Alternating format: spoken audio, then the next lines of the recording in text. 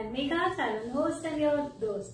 Let's continue with our LODR series. Today we are going to understand Regulation 6 of SEBI LODR. Let's discuss this in a very simplified and detailed manner. Basically, Regulation 6 mentions about compliance officer and his or her obligations. Firstly, let us understand some of the terms which have been used in this regulation. To comply something in letter and spirit. To follow the letter of law means doing exactly what it says with only the motive not to attract penal actions. Following the letter of law refers to the idea of keeping your actions technically legal by making sure that they follow the law. In contrast, following the spirit of law means to act in ways that are consistent with what law says, not only complying with the exact words. Say for example, the law provides to hold 4 board meetings in a year with a gap of not more than 120 days intervening between them. Just with an intent to comply with this particular part of law, the companies hold 4 board meetings without any productive decision being taken. So this was not the intention of law. So holding minimum 4 board meetings in a year meant that the board should meet sufficient times in a year to discuss on the matters of business and to take productive decisions and to interact with each other and to comply with the law. Not to just assemble, sit together and eat and go. Now let's move on to the regulation, that is Regulation 6 of SEBI LODR. Now Regulation 6 Sub-Regulation 1 says, a listed entity shall appoint a qualified company secretary as the compliance officer.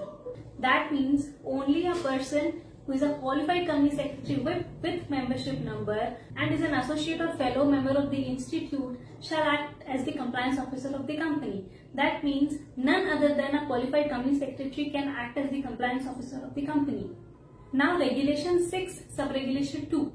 The compliance officer, that means the qualified company secretary, shall be responsible for certain things which has been jotted out under Sub-Regulation 2. So first is ensuring conformity with the regulatory provisions applicable to the listed entity in letter and spirit. So we have discussed the term letter and spirit, fine. So it is the duty of the compliance officer that he or she should ensure that all the legal provisions are being complied with in letter and in spirit too. Second is coordination with and reporting to the board, stock exchanges and the depositories with respect to compliance with rules, regulations and other directives of these authorities in a manner as specified from time to time. Now it is the duty of the compliance officer of the company that he or she should comply with all the provisions and should report to the board and the recognized stock exchange and the depositories and other regulatory authorities as and when needed. Next is to ensure that the correct procedures have been followed. That would result in the correctness, authenticity and comprehensiveness of the information, statements and reports filed by the listed entity to the stock exchanges. Now, this is again the duty of the compliance officer to ensure that whatever has been filed by the listed entity is correct and true and the relevant procedure has been followed.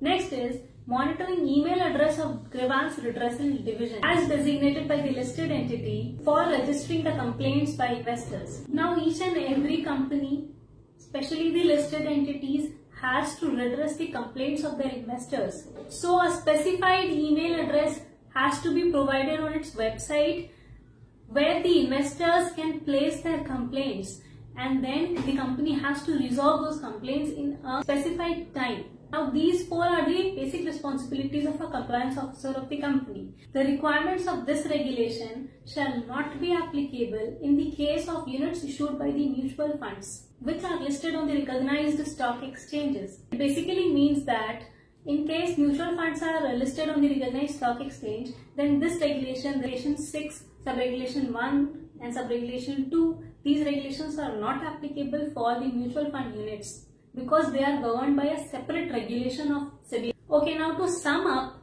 Regulation 6, Sub-Regulation 1 speaks that a qualified company secretary can act as the compliance officer of the company. And Sub-Regulation 2 states the responsibilities of the compliance officer. And this Sub-Regulation 1 and Sub-Regulation 2 both are not applicable to the units issued by the mutual fund. So that was all about Regulation 6 of SEBI LODR. Hope I was able to make it very clear. Be connected and please do share it with your friends. Thank you.